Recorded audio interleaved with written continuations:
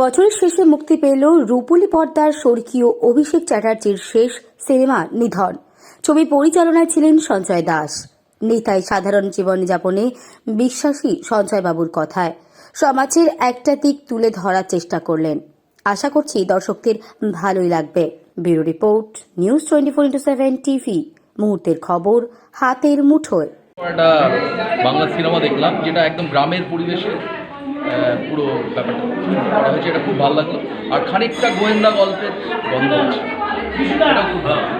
অথচ খুব শেখার কি আছে বইটা থেকে? শেখার তো এখনকার সমাজের প্রতিচ্ছবি আছে।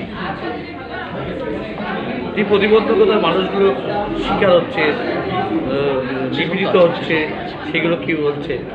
এর থেকে কি যেটা জিদ্দা বলেছে যে দুর্নীতির লক্ষ্যে আমি বই করব, সঞ্জয় দাস কি তার প্রথম নিদর্শন রাখলেন? খানিকটা বলা যেতে পারে। সমাজের প্রতিচ্ছবি আছে, সমাজে যা দিচ্ছি। আপনার নাম? অতনু দে। কোথায় বাড়ি? সল্টলেকে থাকে। বইটার নাম জানো কি? নিধন। কেমন লাগলো বইটাতে তোমরা যে অভিনয় করতে পেরেছো? খুব ভালো লেগেছে। আর থ্যাংক ইউ সঞ্জয় আঙ্কেলকে আমাকে সিলেক্ট করার জন্য। আমার বেশ ভালো লেগেছে। কি ক্যারেক্টার করেছো? আমি এখানে নিকিতা ক্যারেক্টার করছি। নিকিতার ক্যারেক্টার কি ছিল? এখানে আমার ক্যারেক্টারটা বেশ চ্যালেঞ্জিং ছিল। ও কানে শুনতে পায় না, একটু অ্যাবনর্মাল ছিল। করতে বেশ ভালো লেগেছে। নতুন হ্যাঁ তাহলে তুমি চলে গেলে, মানে মারা গেলে, সেই এটাকে কষ্ট লেগেছিল? হ্যাঁ, এখন দেখতে তো কষ্টই লাগছিল। কষ্ট লাগছিল। কতটা দিতে পারলে, অভিনয়টা দিতে পারলে মনে হলো?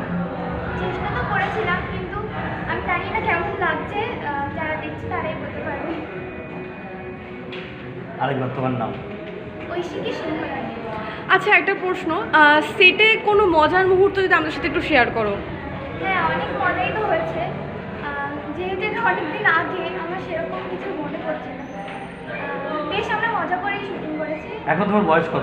আমার 50।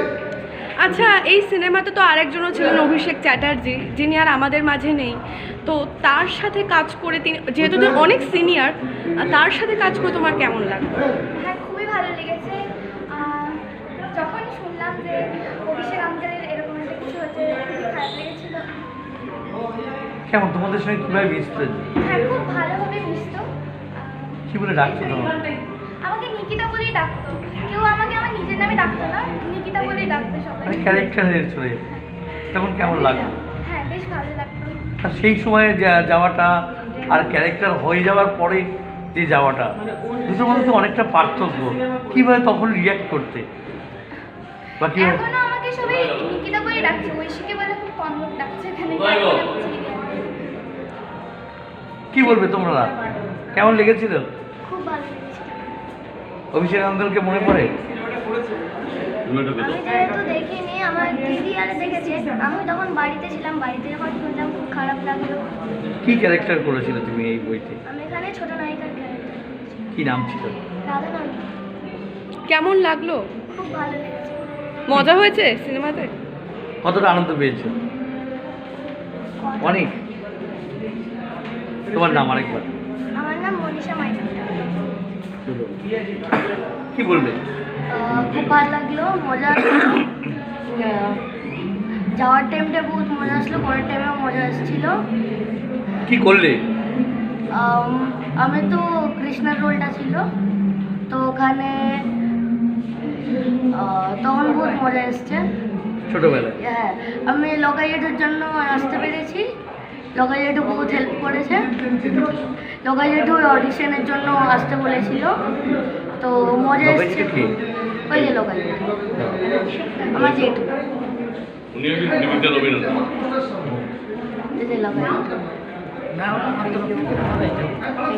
কি তোমার নাম? তোমার কোনো মানে সবকটা টাইমে আমার মজা এসছে। তোমার নাম? আমার দেখা হয়ে গেছে 3-4 বার, কারণ এই মুভিটাতে আমি অ্যাজ এ মেকলি কাজ করেছি। সো আমার তো ভালোই লেগেছে। আমি তো আমার কাছে খারাপ বলবো না, এবার বাকিটা আমি দর্শকের ওপর ছাড়বো।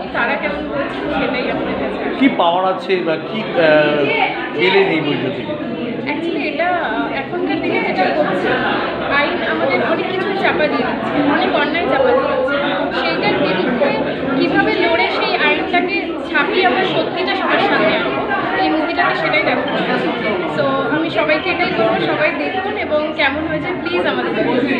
আপনার নাম? আমার নাম অনন্যা চক্রবর্তী।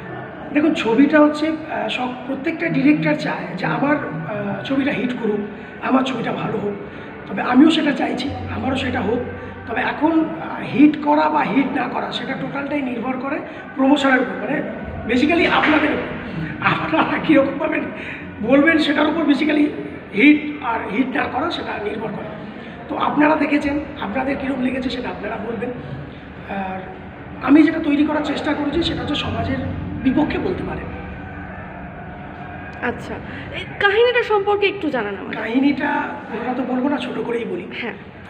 একটা মানে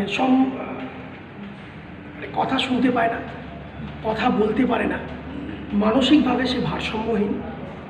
সেই বাচ্চা একটা মেয়েকেও রেপ করে খুন করতে মানুষের বিবেকেও বাঁধে না। আর সেই যে মানুষগুলো এই জঘন্য কাজ করছে সেই মানুষগুলোকেও মানে ছত্রছায়া রাখতেও তাদেরও দ্বিধাবোধ হয় না বা তাদেরও বিবেকে বাঁধে না। আমার এই নিয়ে ছবিটা তৈরি করা। মানে এখন যে পরিস্থিতি যেটা চলছে, মানে কেউ যদি আমার জন্য কাজ করে তাহলে সে যতই অন্যায় কাজ করুক না কেন সে আমার কাছে ঠিকঠাক নয়। এটা নিয়ে ছবিটা। আচ্ছা, এই ছবির মাধ্যমে সমাজকে আপনি কি বার্তা দিচ্ছেন? সমাজকে বার্তা একটা জিনিস দিতে চাই, যেটা হচ্ছে মুখোশ পরা মানুষদেরকে একটু চেনুন। 1, 2 নম্বর কথা হচ্ছে যারা আপনাদের কাছে ভালো, আদৌ তারা ভালো কিনা সেটা একটু বিবেচনা করুন।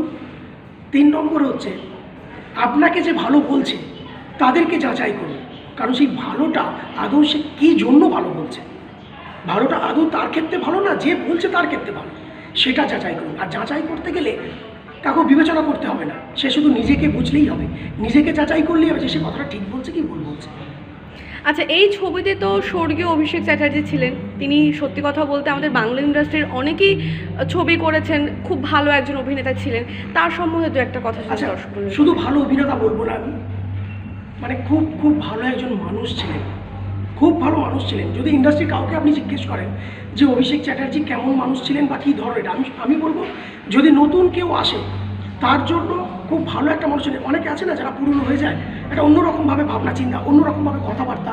কেউ যখন কোনো কথা বলতে আসে, পরে বলবি, কোনো সেলফি তুলতেছিল, এই চল পরে বলবি, এই যে বিষয়টা ওনার মধ্যে এইসবগুলো ছিল না।